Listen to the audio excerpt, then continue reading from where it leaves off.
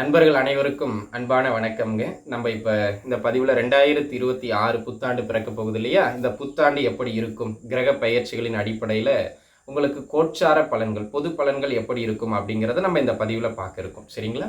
நீங்கள் நல்லா புரிஞ்சுக்கிட வேண்டிய ஒரு விஷயம் என்னென்னா, இந்த புரிதலுக்கு பிறகு நீங்கள் இந்த வீடியோ பார்க்குறதா பார்க்க வேண்டாமாங்கிறது நீங்கள் முடிவு எடுத்துக்கிடுங்க.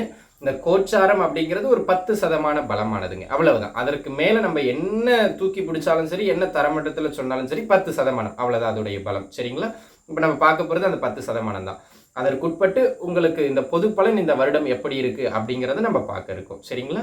இல்லைங்க, நான் முழுமையாக ஜாதகத்தை பற்றி தெரிஞ்சுக்கணும், வீடு கட்ட போகிறேன், வேலை சம்மந்தமாக முயற்சிக்க போகிறேன், தொழில் பற்றி தெரிஞ்சுக்கிடணும் அப்படின்னு உங்கள் முக்கிய விஷயங்கள் நீங்கள் தெரிஞ்சுக்கணும் அப்படின்னா அது உங்கள் சுய ஜாதகம் தசாபுக்தியை தாங்க பார்க்கணும். அதுக்கு கீழே இருக்கிற எண்ணை தொடர்பு கொண்டு நீங்கள் தனிப்பட்ட ஜாதகங்கள் பார்த்துங்க. மேலோட்டமாக இந்த காலகட்டம் கோச்சார பலன்கள் எப்படி இருக்கும் அப்படிங்கிறது தான் இந்த வீடியோவில் நம்ம பார்க்க இருக்கோம். சரிங்களா?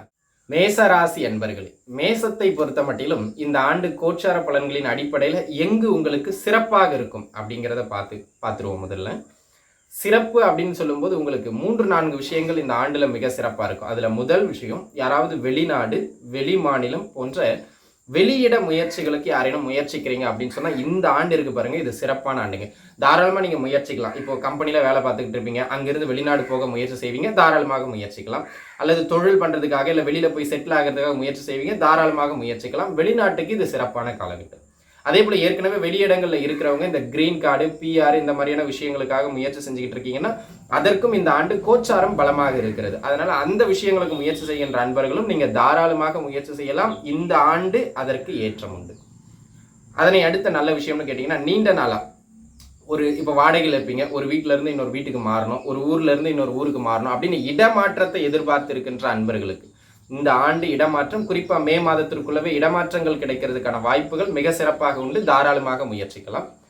அதுக்கு அடுத்ததா பார்த்துக்கிட்டிங்கன்னா, நீண்ட நாளாங்க இந்த சொத்தை ஒன்று விற்கணும், இந்த வீடை ஒன்று விற்கணும், இதை விற்றா கடன் அடைச்சிருவேன், இதை விற்றா நான் அங்கே போய் செட்டில் ஆயிடுவோம் அப்படின்னு ஏதேனும் முயற்சிச்சுக்கிட்டு இருக்கீங்க அப்படின்னா விற்க முடியாத சொத்து பத்துக்களை கூட விற்கிறதுக்கு இந்த காலகட்டம், இந்த வருடம் மிக சிறப்பாக இருக்குது. அதுவும் குறிப்பாக இந்த மே மாதத்துக்குள்ளே முடியறதுக்கான அமைப்புகள் கொஞ்சம் வலுவாகவே இருக்குது. சரிங்களா? உங்கள் சுய ஜாதகமும் ஒத்துழைச்சிருச்சுன்னா மிக சிறப்பு. ஸோ தாராளமாக நீங்கள் முயற்சிக்கலாம். வீடு விற்பது, சொத்து விற்பது, விற்று அதன் மூலம் வருகிற பணத்தை ஏதேனும் உபயோகமாக செயல்படுத்துவதற்கு இந்த காலகட்டம் சிறப்பு.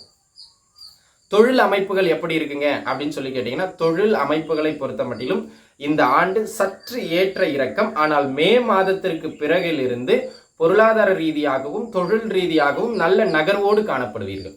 மேச ராசிக்காரர்களை பொறுத்த மட்டிலும் மே மாதத்திற்கு பிறகிலிருந்து தொழில் அமைப்புகளில் நல்ல முன்னேற்றம், தொழில் நல்ல ஓட்டம் பெறுவது, தொழில் மூலமாக வருமானம் நன்றாக வருவதுன்னு தொழில் மற்றும் உத்தியோகம் இரண்டிலுமே நல்ல ஒரு ஏற்றங்களை காணக்கூடிய ஒரு அற்புதமான காலகட்டம். சரியான வேலை வாய்ப்பு இல்லாத நண்பர்கள், படித்து முடிச்சுட்டு சரியான வேலை வாய்ப்பு இல்லை வேலையை விட்டு டக்குன்னு இன்னொரு வேலை கிடைக்கல அப்படின்னு தவித்து கொண்டு இருக்கின்ற அன்பர்கள் அனைவருக்கும் இந்த வருடத்தினுடைய பிற்பகுதி மே மாதத்திலிருந்து பார்த்தீங்கன்னா வேலை வாய்ப்புகள் நன்முறையில் கிடைக்கக்கூடியது மாதிரியான ஒரு ஆகச்சிறந்த காலகட்டமாக அமைகிறது. சுபகாரியங்களை பொறுத்த மட்டிலும் இந்த ஆண்டு நல்ல சுபகாரியங்களுக்கான அமைப்புகள் உண்டு. கொஞ்சம் அலைச்சல் இருக்கும். சரிங்களா?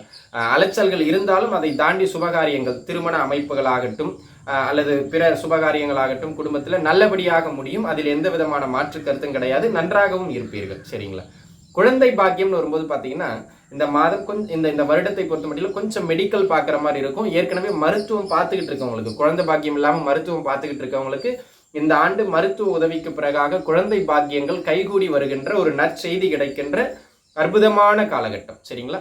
ஓவராலாகவே இந்த வருடத்தில் பொருளாதாரத்தை பொறுத்த மட்டிலும் கொஞ்சம் செலவுகள், கொஞ்சம் அலைச்சல்கள் இருந்தாலும் பொருளாதாரம் பரவாயில்லை அப்படின்னு சொல்லக்கூடிய அளவுக்கு ஒரு மெயின்டைன் ஆயிருங்க. அந்த அளவுக்கு இந்த காலகட்டம் ஒரு நல்ல வலுப்பெற்ற காலகட்டமாக அமைகிறது அப்படிங்கிறதுல எந்த விதமான மாற்று கருத்தும் கிடையாது. சரிங்களா? ஓவராலாகவே இந்த மாதம் கொஞ்சம் சிறப்பாக இருக்கு. இந்த வீடு கட்டணும், இடம் வாங்கணும், வண்டி வாகனங்கள் வாங்கணும், கோல்டு வாங்கணும் அப்படின்னு நினைக்கிறவங்களாம் இந்த வருடம் மே மாதத்திற்கு பிறகுலேருந்து முயற்சிங்க. அந்த மே டு அக்டோபர் அந்த பீரியட் ஒரு சொத்து வாங்குறதுக்கோ கோல்டு வாங்குறதுக்கோ மிகச்சிறப்பானதான நல்ல காலகட்டமாக அமைகிறது. அந்த காலகட்டத்தில் முயற்சிக்கிறது உங்களுக்கு மிக சிறப்பை தரும். பிள்ளைகளினுடைய கல்வி அமைப்புகளை பொறுத்த மட்டும் லைட்டாக மந்தத்தன்மை இருக்கும். உயர்கல்வியில் கொஞ்சம் மந்தத்தன்மை, ஸ்ட்ரகிள்ஸோட தான் நகர்ற மாதிரி இருக்கும். பட் இருந்தாலும் கொஞ்சம் கூடுதல் எஃபர்ட் எடுத்து படிங்க, நல்லபடியாக வந்துடுவீங்க. சரிங்களா? சரி, மேசராசி நேயர்கள் இந்த ஆண்டு 26ல் எங்கே கொஞ்சம் கவனமாக இருக்கணும் அப்படின்னு கேட்டிங்கன்னா ஒரு 3 விஷயம். முதல் விஷயம், எதை தொட்டாலுமே கொஞ்சம் எளிமையாக போய் முடியாது. அலைச்சல், இந்த தலையை சுற்றி மூக்க தொடுற கதையா, இப்போ ஒரு சின்ன ஒரு ப்ராப்பர்ட்டி விஷயம், இல்லை ஒரு பொருள் வாங்கணும், இல்லை ஒரு விஷயத்தை பேசி முடிக்கணும், எல்லாமே தலையை சுற்றி மூக்க தொடுற மாதிரி அலைச்சல்களை ஏற்படுத்தும். First point. ரெண்டாவது, கொஞ்சம் விரய செலவுகள் அதிகமான ஒரு ஆண்டு. எப்போ பாரு ஏதாவது ஒரு செலவுகள் அடிக்கடி வந்துகிட்டே இருக்கும். எதிர்பாராத செலவுகள், திடீர் மருத்துவ செலவுகள், நல்ல வருமானம் வரும், குடும்பத்தில் மருத்துவ செலவாகி சேமிக்க முடியாமல் போயிடும். அதனால குடும்பத்தில் நீங்கள் மேசராசிக்காரர்கள் அதிகாரத்தில் இருக்கீங்க அப்படின்னு சொன்னால், அதாவது சேமிப்பு, வரவு செலவு எல்லாமே நீங்கள் தான் நிர்வாகம் பண்ணுறீங்கன்னா, கொஞ்ச நாளைக்கு வீட்டில் இருக்கிற பிறர்கிட்ட, மனைவிகிட்டையோ பிள்ளைங்கிட்டையோ கொடுத்துறது நல்லது. நீங்கள் பார்த்தீங்கன்னா கொஞ்சம் இழுத்து பிடிச்சி சேமிக்க முடியாது. அதுக்காக வேண்டி சொல்கிறேன், சரிங்களா? அதனை அடுத்ததாக அவ்வப்போது சின்ன சின்ன உடல்நிலை தொந்தரவுகள் ஏற்பட்டு மறையும். குறிப்பாக சிறு வயது பிள்ளைகள், வயதானவர்கள், இவங்க மட்டும் இதில் கொஞ்சம் கவனிச்சு இருந்துக்கிட்டீங்கன்னா போதுமானது, சரிங்களா? அதே போல் தொழில் செய்கின்ற அன்பர்கள் மே மாதம் வரைக்கும் பெரிய முதலீடுகளை கொண்டு போய் தொழிலுக்குள்ள போடாதீங்க. ஏன்னா மே வரைக்கும் தொழில் வளர்ச்சியோ பெரிய ஏற்றமோ சொல்ற அளவுக்கு சிறப்பல்ல. மேக்கு பிறகு பண்ணுங்க. மே வரைக்கும் கொஞ்சம் அடக்கி வாசிக்கிறது மிக மிக நல்லது அப்படிங்கிறத புரிஞ்சுக்கிடணும், சரிங்களா? ஸோ இந்த இடங்கள்ல நீங்க கவனமா இருந்துக்கிட்டா போதும். உயர்கல்வி அமைப்புகளில் கொஞ்சம் கவனம் எடுத்து பிள்ளைங்க படிக்கணுங்க, சரிங்களா? அதை பார்த்துக்கிடுங்க. உங்க குழந்தைகளின் உடல்நிலையில சின்ன சின்ன தொந்தரவுகள் ஏற்படும், அல்லது குழந்தைகளுடன் சின்ன சின்ன கருத்து வேறுபாடுகள் ஏற்படும் வளர்ந்த பிள்ளைகளோட. அதில் மட்டும் கொஞ்சம் கான்சியஸா இருந்துக்கிறது நல்லது, சரிங்களா? மற்றபடி மேசராசி நேயர்களுக்கு பொது பலன் அடிப்படையில் இந்த ஆண்டு ஒரு 60% நன்மைகளும் 40% கவனமாக இருக்கணும் அப்படிங்கிற மாதிரியான ஆண்டாக அமைகிறது. எல்லாம் வல்ல இறைவனின் கருணையினால் இந்த ஆண்டு மென்மேலும் உங்களுக்கு நல்ல வளங்களை தரட்டும். இப்ப நம்ம பார்த்தது, மீண்டும் சொல்ற, ஒரு பொதுவான பலன்கள் தான். நீங்க எந்த முக்கிய விஷயம் செய்வதாக இருந்தாலும் உங்க சுய ஜாதகத்தை ஒரு முறை ஜோதிடர்கிட்ட ஆலோசனை எடுத்துக்கிட்டு தசாபுக்தி நல்லா இருந்தா மட்டும் இறங்குறது மிக நல்லது. நன்றாக இருப்பீர்கள். வாழ்க வளமுடன். நன்றி.